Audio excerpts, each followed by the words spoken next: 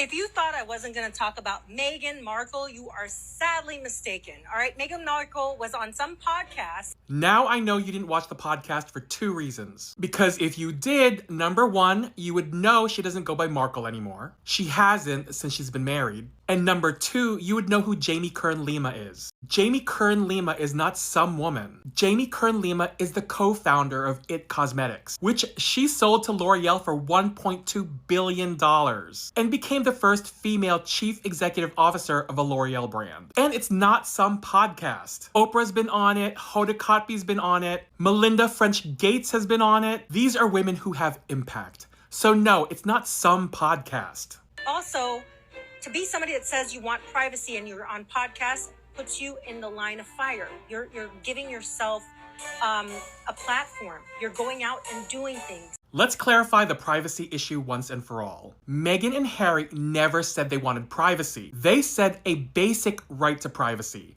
There's a difference. And here's the thing, the tabloids have created a false narrative. The basic right to privacy is setting boundaries. For example, the British press wanted unfettered access to Prince Archie's first baby pictures. And if you did some research and looked up the relationship between the RF and the British press, you would know that the British press feel entitled to everything the royals do. They are their show ponies. And it is what led to the unaliving of Princess Diana. So of course, Prince Harry wants to protect his family and provide them with the basic right to privacy. It was all about setting boundaries. So you're saying to the public, I don't want you to talk about me, but I want you to talk about me. That's not what she's saying, and again, creating false narrative. No one in the public eye wants the scrutiny that Meghan gets, simply for trying to be herself, live, and just be. This is a publicist standpoint, by the way. I'm a publicist, and what that means is I help people with their image. I help people with their branding.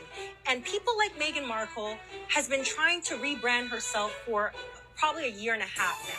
And nothing's worked. People like Meghan, what's that supposed to mean? And Meghan has not been trying to rebrand herself. She has been who she is for years. I have followed her since the first moment she stepped on Suits, her venture on the TIG, her ambassadorship to the United Nations. She is her true authentic self and doesn't need to be rebranded. Her brand is perfect as it is.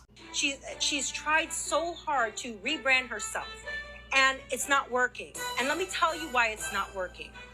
No matter how much sincerity a person brings, once you've broken people's trust in you, their faith in you, they're not going to stand by it anymore. What are you talking about? Have you heard of the Meghan effect? When she wears clothes, it sells out. A recent example is Valencia Keys. Meghan wore a Valencia Keys bracelet and the sales spiked up 11,000%. And her As Ever products, they sold out within an hour. I'm still waiting for the restock. So respectfully, I disagree. People still trust her and have faith in her. Meghan Markle went out and bashed the royal family. And there it is. It's all about the royal family. She didn't bash them. She told her lived truth. It's like saying the British royal family are colonizers. That's not bashing. That's the truth. She bashed them. She basically called them racist. And she went on Oprah, of all things, and did an interview talking about the race of her children and how dark their skin was. And mind you, this whole time I was watching Meghan, I kept thinking, this is a white woman. Like, I never saw a black woman, not even for a second. Please stop there because it's giving unconscious bias and microaggression. But as a YT woman, I wouldn't expect you to understand that, unless you've lived it.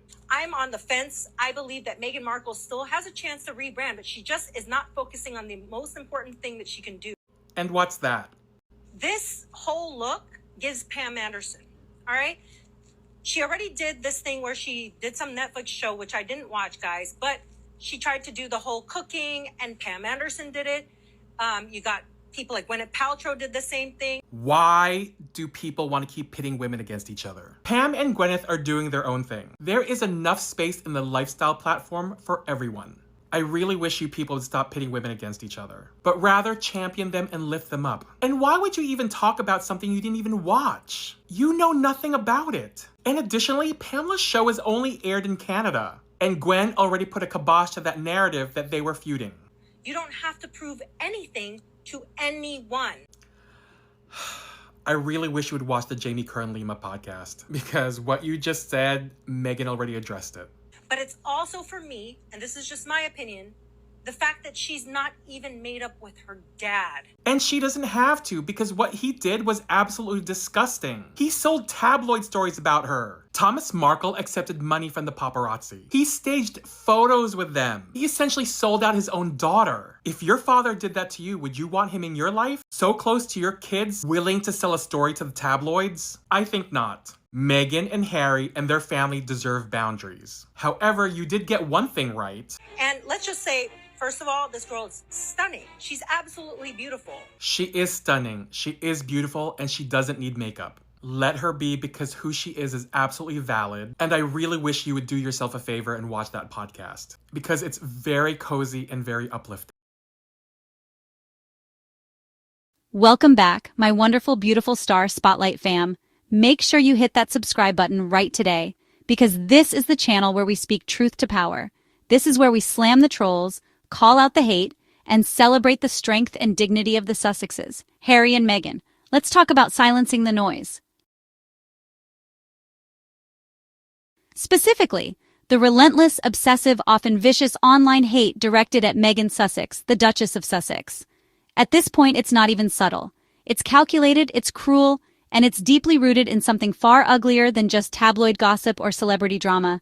It's racism. It's misogyny.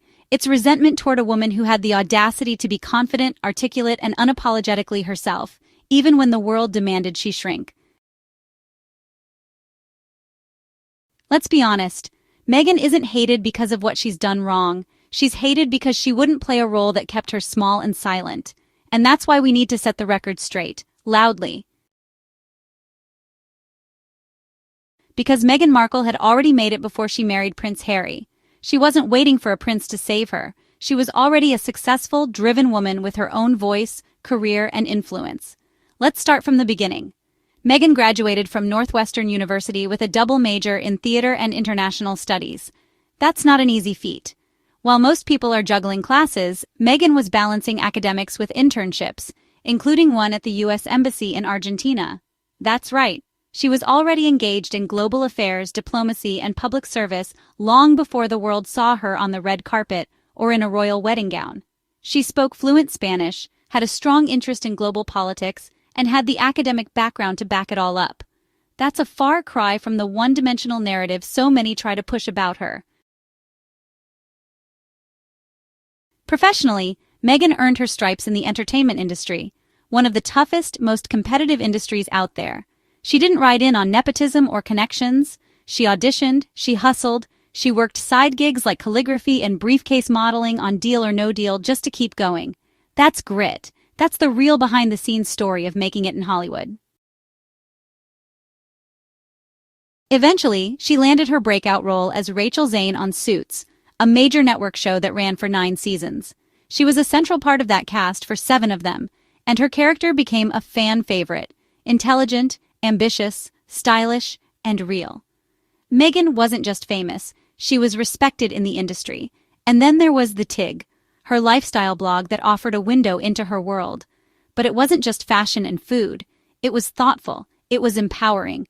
Meghan used that platform to write about self-worth, female empowerment, and identity. She connected with readers on a human level, long before her name became a headline across the globe.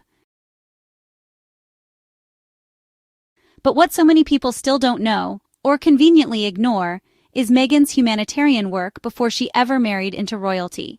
She was a global ambassador for World Vision. She traveled to Rwanda in 2016 to advocate for clean water and education access for young girls. She went to India to raise awareness about menstrual health stigma, using her platform to highlight voices that were often overlooked or silenced.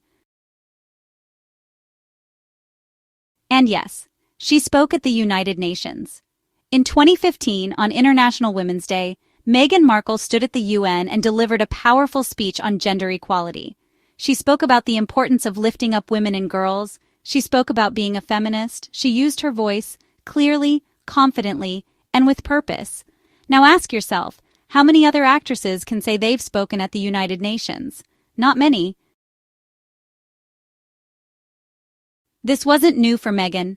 Her activism started at just 11 years old when she wrote a letter to Procter & Gamble calling out a sexist commercial. And they changed it.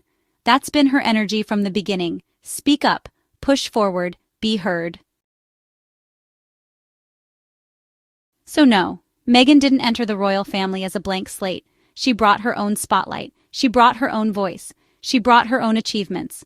And maybe that's what rattled the system. Maybe that's why so many people, from tabloids to Twitter trolls, have worked so hard to tear her down. Because she wouldn't be silent. Because she wouldn't conform. Because she dared to thrive on her own terms. Even after stepping back from royal duties, Meghan has only expanded her impact. With Archewell, she and Prince Harry have built a foundation rooted in compassion, community, and action. They've supported vaccine equity. They've championed mental health. They've funded community kitchens, education programs, and women's shelters. They've also partnered with Netflix to produce documentaries that uplift marginalized voices, like Live to Lead, which highlights global changemakers, and the Harry and Meghan docuseries, which pulled back the curtain on what they endured behind palace walls. Meghan also launched her podcast, Archetypes, which tackled the stereotypes and boxes women are often forced into. Words like diva, bitch, crazy. She interviewed women like Serena Williams, Mariah Carey, and Mindy Kaling, creating real conversations about identity, double standards, and power. It wasn't fluff. It was smart, thought-provoking content that challenged people to think deeper. And of course, her fashion influence is undeniable. From the moment she stepped into the royal spotlight, Meghan redefined what it meant to be a modern royal. She wore Canadian and Black-owned designers. She brought attention to sustainable fashion and socially conscious brands. Her minimalist, elegant style created what the media now calls the Meghan effect, where everything she wears sells out within hours. But even beyond that, Meghan used fashion for purpose. Take the SmartWorks capsule collection. She partnered with retailers to design workwear for women re-entering the workforce, and for every item purchased, one was donated to a woman in need. That's fashion with a mission. That's impact. And yet, despite all this, she continues to be dragged by the media and a swarm of online haters who fixate on her every word, every outfit, every expression. Let's call it what it is: targeted harassment. Because there is no comparable hate campaign against other royals, even those who've made serious mistakes. Meghan receives more scrutiny for holding her husband's hand or wearing nail polish than others do for literal scandals. The double standard is glaring. And a huge part of that comes down to her being a woman of color. Because a Black or biracial woman being outspoken, visible, and proud, that's threatening to systems built on white supremacy and patriarchy. But here's the thing. Meghan isn't the problem. She's the antidote to the problem. She represents what it looks like to refuse silence, to refuse erasure, to stand in your truth even when it costs you everything. And that's why her haters are so loud. Because they're afraid of what she represents: power without permission, confidence without apology, a woman who knows her worth. So to those who try to tear her down, here's the reality. You can't silence someone who's already hurt herself. You can't shame someone who has nothing to be ashamed of. And you certainly can't erase someone who's already made history. Meghan Markle is a storyteller, a humanitarian, a leader, a mother, a survivor. A woman who could have chosen bitterness but chose boundaries instead. She's using her platform to uplift others, to shine light where there's been darkness, and to inspire millions, especially young girls, to speak up, stand tall, and never apologize for being too much. So no, I will not let hate win. I will speak the truth louder. Meghan Markle deserves our respect, not ridicule. She deserves to be known for her achievements, not reduced to lies. And she deserves to walk in her power, just like every other woman who's been told to sit down and stay quiet.